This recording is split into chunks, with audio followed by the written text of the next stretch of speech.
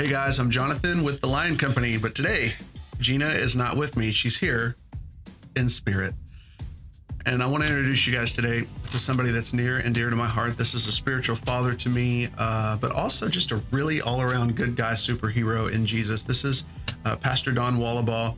I call him Pop, so if I, in this video, call him Pop, I need you to know I'm talking about him and not talking about Prophet, who also gets called Pop. It's confusing. Pop, thank you for joining me today. I'm excited to sit down and have a lot of conversations about Jesus. And because I'm interested in picking your brain, I wanted to do a little bit of a 20 questions-esque conversation. And the wonderful thing about this, unscripted as usual, he has no clue. Maybe one question he knows that I'm going to ask him, and it's probably the most important question of this video series. So let's get started. Pop, Whataburger or In-N-Out? Wow. I'm going to go with Whataburger. Oh my gosh. Yeah. There was almost no hesitation. Yep. Okay. Well, for all of those that are In-N-Out fans, Matt Smith, we see you. That's it. Yeah. We love you. We're sorry. He's tasted the glory of Whataburger. No, we actually do. We have Whataburger and In-N-Out near the house. Mm-hmm. And every time I eat in, I love it. Yep. But if I have to take it home, I got to go Whataburger. I don't know what they're doing. Maybe it's the additives. It's the secret sauce, man. Maybe. I don't know. But it's just working. It's lasting. Now, just take a minute. Sure. And talk to me about your most memorable time in the presence of God. We're just going straight for the fences today. Wow. Two in particular times stand out. One was actually in a vehicle, and I was traveling with a friend of mine. His father had just died, and we were in a class setting together. He got the information, had to go back to Mississippi, and so another couple was driving, and him and I are in the back seat. And the lady, her name was Sherry. She just began to sing, and she started singing the song. It was, it's I See the Lord. Yeah. And his train fills the temple. Oh, I love that song. Kind of has a Pink Floyd jam to it. It does. Okay? It kind of does. I mean? But I've never thought of this that. girl could never, I mean, she didn't have any problem singing. Like, she didn't need lessons. And so it's all a cappella, you know what I mean? And she just starts singing. Her husband starts singing with her. And God filled that place. And I felt like the young man's name was Tim.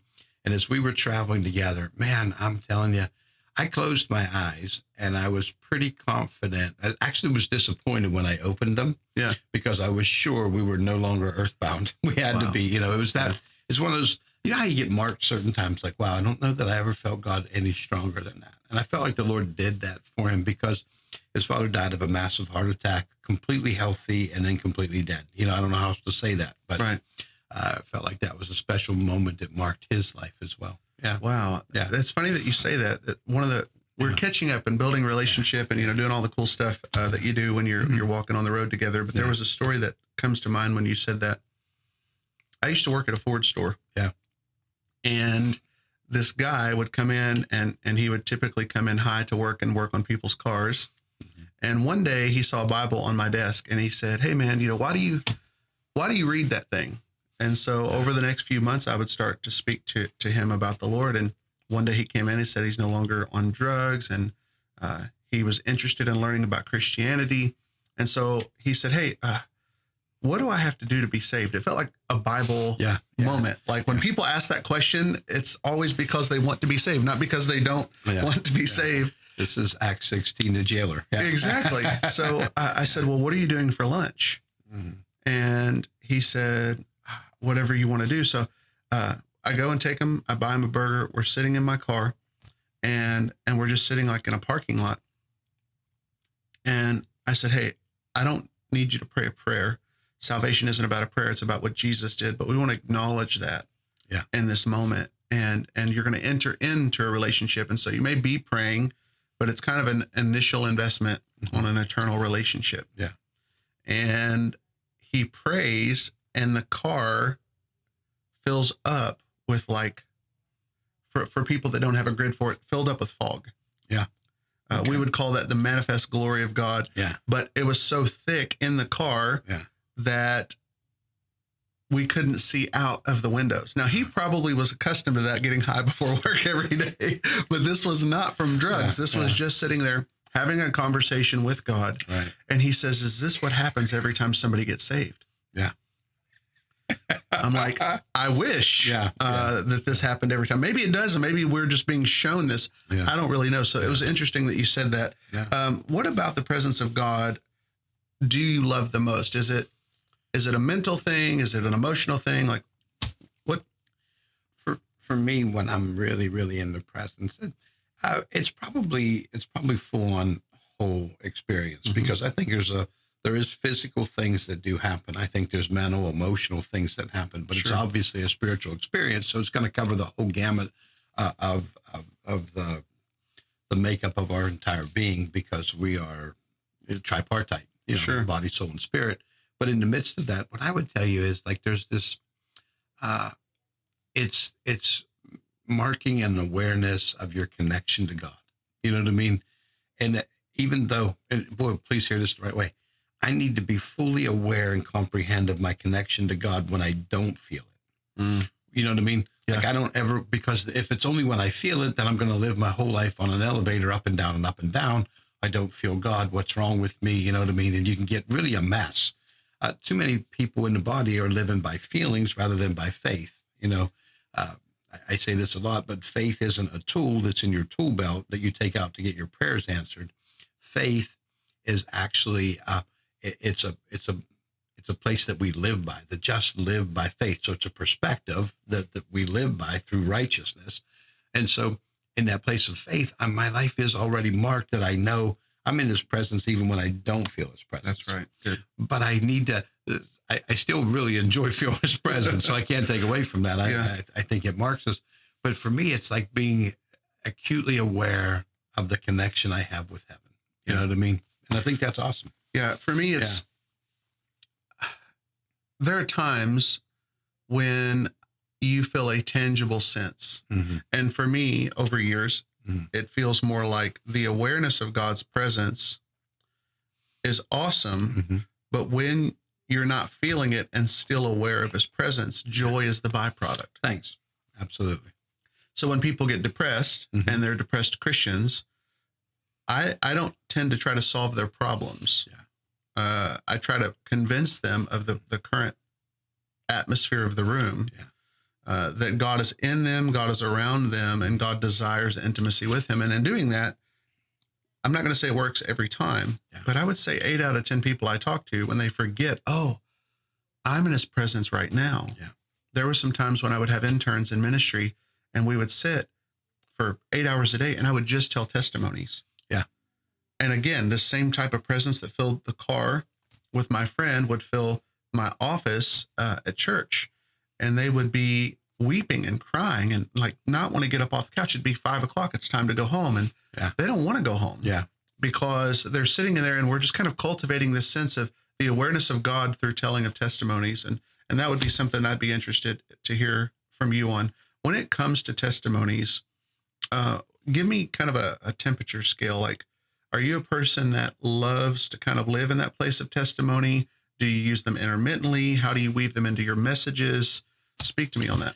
I think the testimonies have to be weaved into our sermons to make them real life.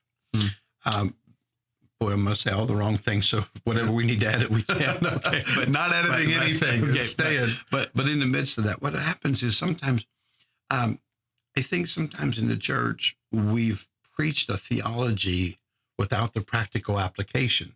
So now it seems unattainable to the man that sits in the pew, right?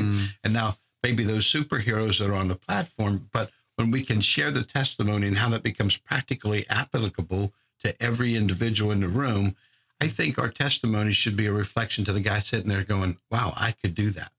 You know what I mean?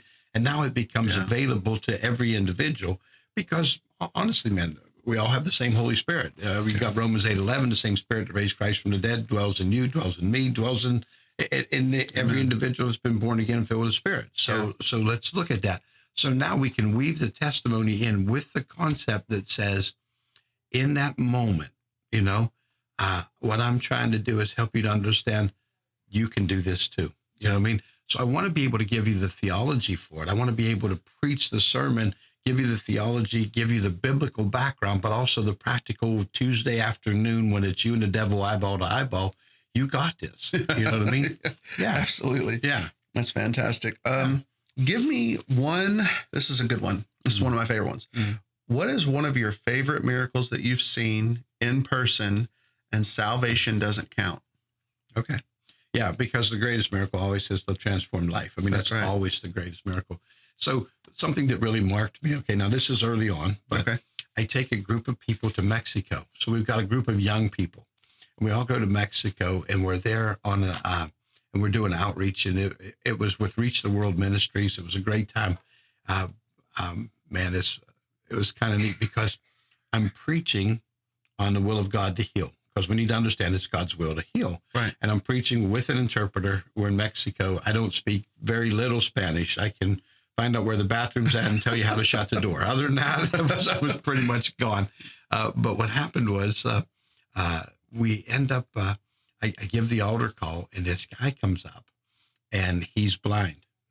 And so I'm asking my interpreter at that point, his name is Raphael, super guy. And Raphael, I said to Raphael, and he says, he can't see. I said, okay. I said, well, I just preached on the will of God to heal. So it's got to be the will of God to heal him. So I begin to pray for this blind guy, and he's blinking his eyes. And all of a sudden now he can see. And I don't know much Spanish at all, but he's blinking his eyes, and he's saying, mas mejor. And I don't know much Spanish, but mas is much and mejor is better. And I'm like, and he's like, much better. And I'm like, really? here's God's man of faith and power, right? Yeah, you know what I mean? And I'm shocked that this guy and then when he says that, I'm like, now this boldness comes over me, and I'm like, well, Jesus didn't suffer for you to be much better. He suffered for you to be completely whole. You know what I mean? So we pray again, and now they take out a pocket testament, and he's reading the Gospel of John. They just have the little Gospel of John, and he has in his pocket, and the guy is reading the Gospel of John, weeping, and I'm totally freaked out. But what happened then is I'm like, cool. Who else is blind? Because God's healing blind people. And you're all excited because you actually like when you see the testimonies like that, all of a sudden it just boosts your faith. Like, wow, I can do this. Because that's what a testimony should say. You can do this. How do we live a lifestyle that this is probably not going to sound right. Okay. But how do we live a lifestyle that allows us to operate in that mentality as if the miracle just happened? You said that. You said my faith went up and my boldness went up when I saw the miracle. Is it fair to say that living a life of testimony then and reproducing that testimony, the testimony of Jesus Christ as a spirit of prophecy, is it helpful to become the person that's always sharing testimonies for the sake of building faith in the room? I think that is the whole purpose of testimonies, is to build faith in the room. So whether it's like we've talked about Pastor Dan or Todd that both come out of Harvest, when they would come and share testimonies, what that ought to do is build faith in the room. And people are saying, you know what, I can do that. And there's two challenges. So let's talk about the pros and the cons. Sure. Okay. The pros are, obviously, this is available. I'll never pursue something I don't think is available. Right. But and I'll never possess what I don't pursue. But if I think something's available and I begin to pursue it, now I have the right to possess it. Okay. Yeah. So I think that's a huge phrase that we live with. The other side of that, because I think it can build faith in the room, whether you're the sick or whether you want to lay your hands on the sick. Because if I'm sick and he's given testimonies about people getting healed, well, if God healed a blind man, he can heal my bad knee. If God healed a blind man, he can heal my back. You know what I mean? Right. This doesn't have to be the same thing. If God healed your back, he can heal my back. When Randy Clark first started praying for people and metal was dissolving, you know what I mean? I mean, here's a guy bending over who has rods in his back. So either the metal's dissolved or titanium became flexible. And either way, it's a good day for God. Come on. Yay, God. Great. It's awesome. But in the midst of that, what happens is, now that we know that's available, let's go after that. Okay? Sure. Because we saw it was available. The sad part, and maybe a little more challenging sometimes, is helping people to understand that if you're the man, if it's Jonathan Gibson who's preaching and you're giving these 4 testimonies of miracles that God did, I'm the sick guy. You know what I think? I need Jonathan to pray for me. Because that comes out. Because obviously Jonathan has a gift, the gift, you know what I mean? And now all of a sudden we're pursuing you. So part of the challenge is helping people to understand these signs would follow them that believe. Right. So now it's a believer's ministry, not the guy on the platform's ministry. You know what I mean? That's a good word. Because we probably had that backwards for a long time, and we had healing evangelists and stuff because we were highlighting what God could do, and we didn't realize God could do that through every spirit-filled believer. That's right. So I think the challenge that we can be faced with the testimonies is we have to constantly, even as we're sharing the testimony, is be able to share the same thought is, and if God did that through me, he can do it through you, because the same spirit that raised Christ from the dead dwells in me, dwells in you, and we can all do this together. So it's constantly emphasizing it's not a gift for one person. This is a believer's ministry. Yeah, that's something that I tend to do. I don't know if that I do it great, but you know, I think we're all in process. When I am sharing the testimonies, I like to take people on the process of both my faith and my unbelief, and me not knowing what I'm doing midway, so that it's ultra relatable. It brings about that invitation. Like, you should come with me on this journey. And understand none of us really know what we're doing. We do know what we believe. And we can explain what we believe. But if I were to say, break down the mechanics of the steps that you took internally and externally to see blind eyes open, there's no way that I've never met a believer that can go, here are the steps. And the other side of that, even in my sharing, it was like, when he said much better, I'm like, really? This works. That's awesome. You know? And I don't want to say that I didn't have faith, because I think I did, but seeing that instantaneous result was something that marked me. That was my first blind eyes open. I've seen several since then. Matter of fact, that was like on a Wednesday, and then on a Friday, we saw the same thing repeated in a lady. You know what I mean? So I've seen several times where that's happened since that. But the idea behind all of that is that those kind of things will mark you. But you're right. There's not like, okay, can I give you a cool story? So it's early years. Again, I guess we're kind of going history here, but early years, we're doing Saturday night healing services. Todd's with me. We go to pray. A lady comes up, and him and I are standing together, and she has a really bad right knee. Her right knee is really shredded. It's really bad, really painful. And he says to her, put your hand on your knee, because he won't put his hand on her knee because that would be inappropriate. She puts her hand on his knee. He puts his hand on her knee, and he prays this simple prayer, right? And, I think it was something like, Jesus, give her brand new squishy stuff. I'm pretty sure you can ask him. Theological term. So Jesus, give her brand new squishy stuff. Anyway, and cartilage and all that kind of stuff. So anyway, she starts moving it around, and the pain's not there. And next thing you know, we have like 5 steps at the platform, and she's running up and down the steps. And it's like, you got it. And I'm just celebrating with them. And it's awesome to see that stuff happen. So now that's happened, and we're excited about that. So then we leave from there, and we have the following Saturday, we have another healing service, because we were doing them every Saturday night. We're doing a healing service that Saturday night. Todd's not there. And this woman comes to me, and I said, well, how can we pray for you, hon? And she says, my right knee. Wow. And I thought, wow, that's cool, because I watched this last week. So now I'm standing there, and I'm thinking, okay, put your hand on your knee. How did Todd say this? Right. So now I'm like, Lord, give her brand new squishy stuff and restore the cartilage, you know what I mean? And almost verbatim repeat the same prayer. The problem is her leg still hurts. And I'm like, this doesn't work.